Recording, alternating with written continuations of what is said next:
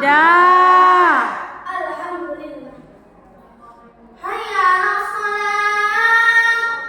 Hayya 'alas shalah.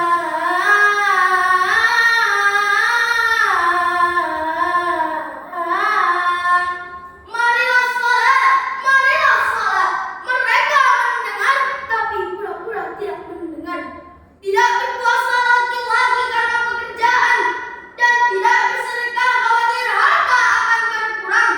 Demi mulia dan dihormati oleh manusia, diperbudak oleh harta dan dunia. Nauzubillah min dzalik. Hadirin rahimakumullah. Terkadang tak jarang kita menunda salat karena malas dan lelah menjadi alasan. Betul?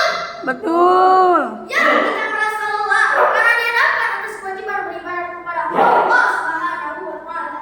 Namun kita jarang sekali bersedekah. Kita hanya asik beribadah di meja dunia. Allah